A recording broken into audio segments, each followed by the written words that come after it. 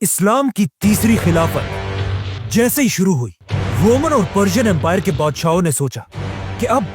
यही वक्त है मुसलमानों की कमर तोड़ने का और उन सारे इलाकों को मुसलमानों से वापस छीनने का जिन्हें हजरत उमर ने इन एम्पायर से फतह किया था। क्योंकि इन बादशाहों का यह ख्याल था कि मुसलमानों की यह खिलाफत सिर्फ हजरत उमर की ताकत से बनी थी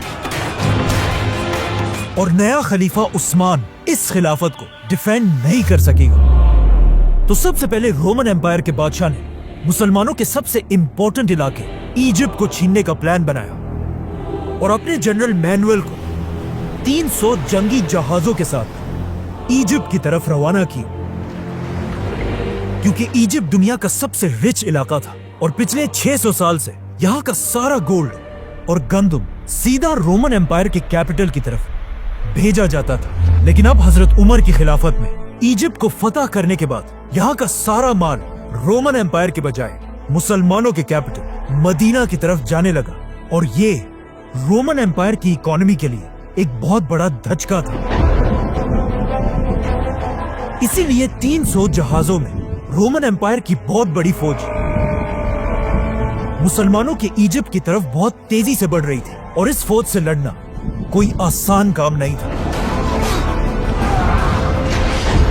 इसीलिए सारे मुसलमान इजिप्ट को फतह करने वाले सहाबी और जनरल अमर बिन आस की तरफ देखने लगे। लेकिन यहाँ पर एक बहुत बड़ा मसला था। मुसलमानों के जनरल अमर बिन आस को इस हमले से पहले ही उनकी पोजीशन से हटा दिया गया था। असल में इससे कुछ ही साल पहले अमर बिन आस रज़ियल्लाहु तआला अन्हु ने हजरत उमर के दौर में पहली बार इजिप्ट फतह की,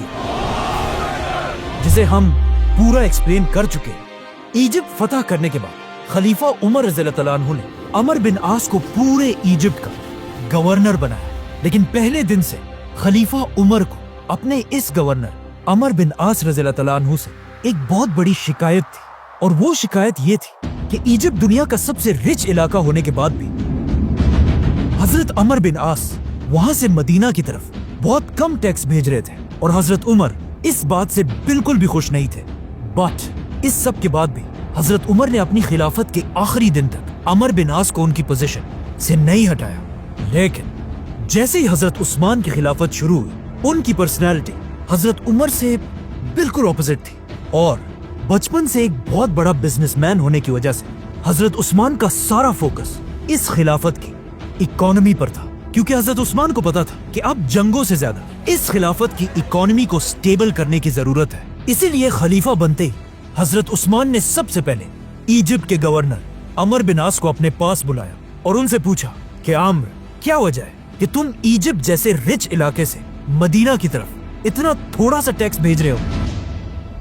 नाउ अमर बिन आस कोई आम इंसान नहीं था। वो हमेशा से ही अपने जबरदस्त बोलने के अंदाज की वजह से पूरे अरब में मशहूर थे। इसीलिए उन्होंने हजरत उस्मान के सवाल का बहुत ही यूनिक जवाब दिया कि या अमीर अल मोमिनीन, ऊंटनी उतना ही दूध दे रही है जितना वो दे सकती है। मतलब इजिप्ट की अवाम जितना टैक्स मदीना भेज सकती है उतना ही भेज रही है। ये सुनकर खलीफा उस्मान ने अमर बिन आस को हुक्म दिया कि आज के बाद तुम्हें इजिप्ट जाने की इजाजत नहीं है,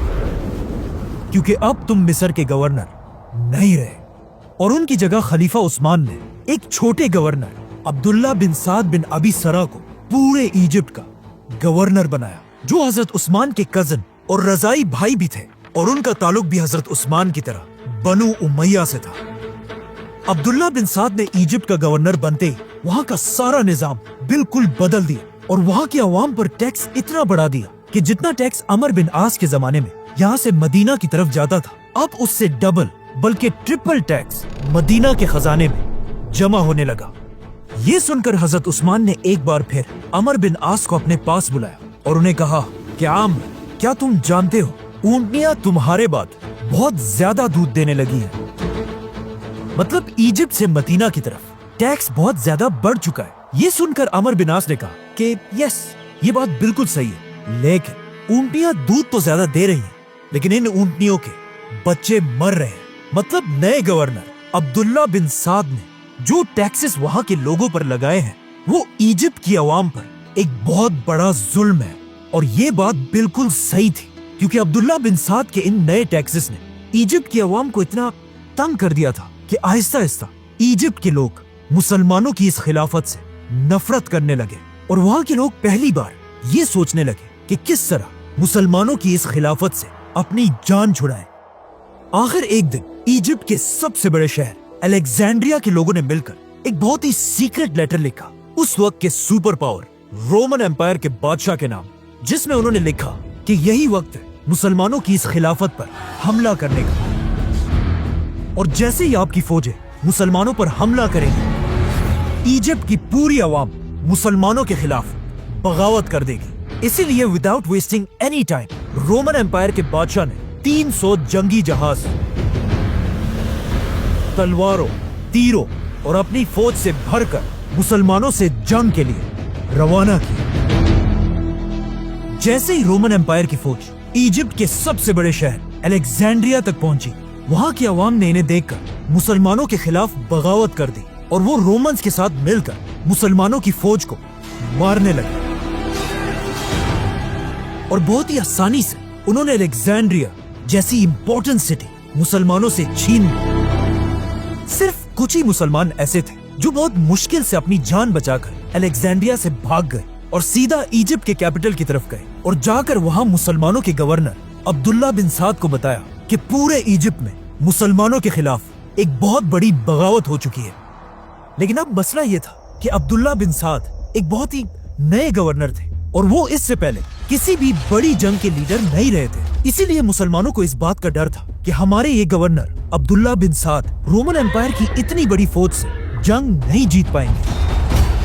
اور ایجپٹ ہمیشہ کے لیے مسلمانوں کے ہاتھ سے نکل جائے گا۔ اسی لیے ایجپٹ کے مسلمانوں نے مل کر خلیفہ عثمان رضی اللہ تعالیٰ عنہ کی طرف ایک لیٹر بھیجا کہ آپ عبداللہ بن سعد کو ہٹا کر ان کی جگہ دوبارہ عمر بن عاص کو ایجپٹ کا گورنر بنائیں، کیونکہ عمر بن عاص ایک بہت بڑے لیڈر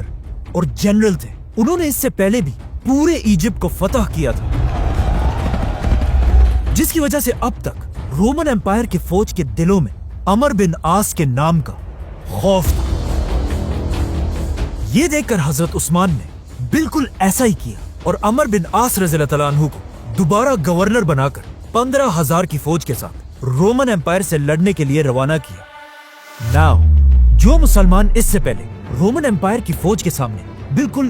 مایوس ہو چکے تھے، اب عمر بن عاص کو ایجپٹ میں داخل ہوتا ہوا دیکھ کر وہ سب لڑنے کے لیے دوبارہ تیار ہوئے، اور حضرت عمر بن عاص کے حکم کا انتظار کرنے لگے۔ لیکن جیسے ہی عمر بن عاص مسلمانوں کے کیپٹل پہنچے، انہوں نے مسلمانوں کو کلیئرلی کہا کہ ہم جنگ نہیں لڑیں گے، کیونکہ انہیں پتا تھا کہ ایجپٹ کی عوام نے صرف اور صرف عبداللہ بن سعد کے سخت ٹیکسوں کی وجہ سے مسلمانوں کے خلاف بغاوت کی ہے۔ اس کے علاوہ انہیں مسلمانوں سے کوئی شکایت نہیں ہے، اور یہاں کی عوام بالکل بھول چکی ہے کہ اصل میں رومن امپائر کتنی ظالم امپائر ہے۔ عمر بن عاص رضی اللہ تعالیٰ عنہ مسلمانوں کو سمجھانے لگے کہ جب ایجپٹ کی عوام رومن امپائر کے ظلم کو دیکھے گی، وہ خود بخود ان کے خلاف ہو جائیں گے، اور ہم جنگ کے بغیر ہی جیت جائیں گے۔ جو حضرت عمر بن عاص نے کہا تھا ایگزیکٹلی ایسا ہی ہوا۔ رومن امپائر ایجپٹ پر حملے کے بعد یہاں کے ہزاروں انسنٹ لوگوں کو مارنے لگے،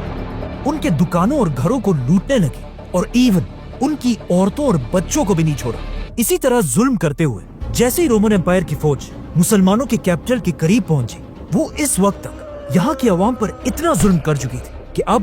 حالات بالکل بدل چکے تھے۔ مطلب ایجپٹ کی ساری عوام رومن امپائر کو چھوڑ کر مسلمانوں کے ساتھ مل چکی تھی۔ یہ دیکھ کر عمر بن عاص نے فائنلی مسلمانوں کو حملے کا حکم دیا، اور آخر ایک بہت خطرناک جنگ کے بعد مسلمان یہ جنگ جیت گئے، اور رومن امپائر کی فوج ہمیشہ کے لیے ایجپٹ کو چھوڑ کر بھاگ گئی۔ حضرت عثمان کی خلافت میں مسلمانوں کی یہ فتح اتنی بڑی تھی کہ اگلے 1000 سال تک کوئی بھی مسلمانوں سے ایجپٹ نہیں چھین سکا، اور آج تک ایجپٹ مسلمانوں کے کنٹرول میں ہے۔ حضرت عمر بن عاص نے جنگ جیتنے کے بعد وہ سارا مال ایجپٹ کے لوگوں کو واپس کر دیا جو ان سے لوٹا گیا تھا، اور اب ان کا یہ خیال تھا کہ فائنلی حضرت عثمان انہیں ایجپٹ کا گورنر بنائیں گے۔ لیکن حضرت عثمان نے ایسا نہیں کیا، بلکہ انہیں ایک آفر دی کہ آج سے تم ایجپٹ کے آرمی چیف ہو گئے اور عبداللہ بن سعد گورنر۔ لیکن عمرو بن عاص نے انہیں کہا کہ یہ تو ایسی ہی بات ہے کہ گائے کے سینگ میں پکڑوں اور اس کا دودھ کوئی اور لے کر جائے، اور یہ کہتے ہی انہوں نے حضرت عثمان کی آفر ماننے سے انکار کر دیا، اور اسی طرح حضرت عمرو بن عاص نے ایک بار پھر پورا ایجپٹ فتح کر لیا۔ ناؤ ایجپٹ کا مسئلہ تو حل ہو چکا تھا، لیکن اب خلیفہ عثمان کی زندگی کا سب سے بڑا واقعہ پیش آنے والا تھا، کیونکہ پہلی بار دنیا کے مسلمان